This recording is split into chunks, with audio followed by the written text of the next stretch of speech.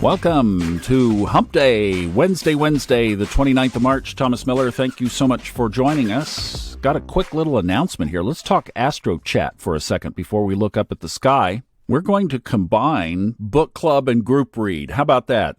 Talked to Kristen yesterday, and we have a great idea. She has a Zoom scheduled for this Monday, April 3rd, the day that the moon wobble begins on the 21 day. Maybe keep me from talking about the moon wobble on Monday. But Monday, April 3rd at 7:30 p.m. on Zoom. Open to everybody. We're going to talk some book club stuff with those who are in book club, but then we're also just going to open it up to a general Aries, April, the eclipses conversation. This is going to be fun, and we'll just kind of open it up to anything, anybody, and all are invited. You don't have to be in the book club.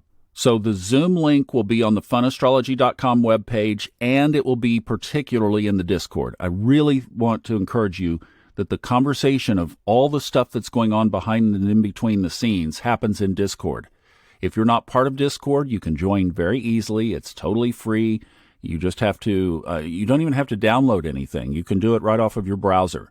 And the link to join is at the top of the funastrology.com website. There's a Discord logo up there. Just click on that, and that will take you to the invite, and that will pop you right in. But this will be fun, and we'll talk about eclipses, and we'll talk about the pretty significant astrology of April, and it will help me get ready for the next month of podcasts. So win-win.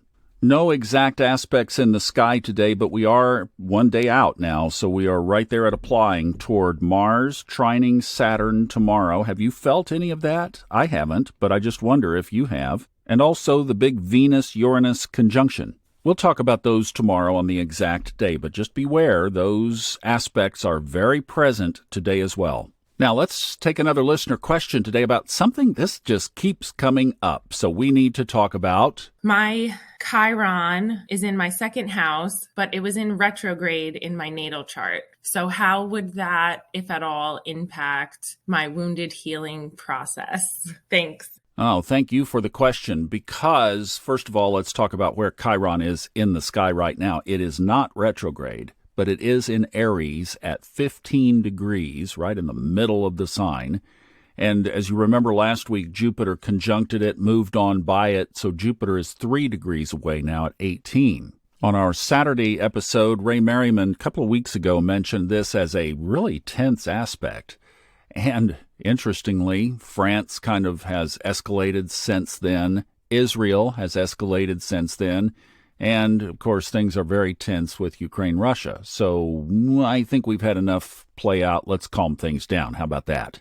The other thing is the moon at 14 degrees Cancer is at a square to everything in the middle of Aries there. Really, you could even cover, if you wanted a wide enough aspect, yeah, you've got this, the Sun, Chiron, Jupiter, and Mercury. And by the way, have you seen them all in the western sky at sunset? There have been several articles floating around on this, but at sunset, Jupiter, then Mercury, then Venus, and Uranus is right next to it. If you have binoculars, you probably can see the blue. And then up at the top of the sky are the moon and Mars.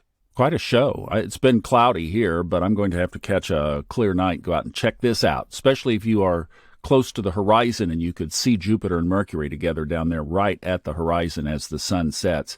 That's a loaded evening sky right there. Now, back to Chiron. So Chiron represents something that we basically bring through our life. And I will tell you a little secret. First of all, mine is also in retrograde in my natal chart. The other thing is I swapped houses and looked at it in the whole sign house. It's in the 9th. And I've had religious and spiritual wounds all of my life, overcoming them. But that's been a theme. And then in the equal house system, it's in the 8th house, and that also is an area of equally big wounding, particularly from my mom's side of the family, reflected by my moon. And Pluto is sitting on top of that area in my chart, so it is showtime. We are going to resolve some stuff. So you might want to take a look at your own Chiron related to both house systems and just see if there's some variance there, and then see if the themes of those houses show up in your life as well. With Chiron sitting next to Jupiter and having just conjuncted it, there could be some either A, tension around that area, there could be some revelations around that area, new information, new processing, new ways of looking at things. And one of the other new ways of looking at it could be that in the mythological story, Chiron never healed his wound. He gave up his immortality and became mortal and died. Well, let's modify that to a modern version, right? We need to rewrite. They're rewriting all of history anyway, so let's rewrite the myth and say that Chiron did get conscious during his life and healed that wound and was able to release it by the time he died. Yeah, I like that. All right, now, what about retrograde? Well, if Chiron is retrograde in your life, or if it turns retrograde, you consider it as any other kind of retrograde situation. First of all, it internalizes things more than externalizes them. This is more for you to bring in and process. I love there's a verse in the Bible that kind of reflects this. It's when Mary was told that she was to be with child and that Joseph had not done anything wrong.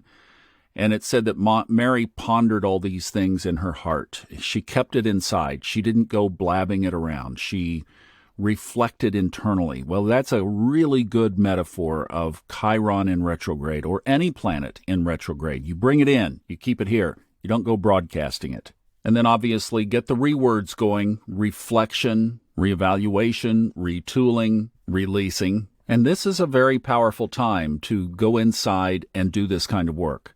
And here's a little flip that I think could come from Chiron. Because the wounds are so deep and because they are permeated into our consciousness, there is a component of this retrogradeness that says, once we've healed, it is time to take it out.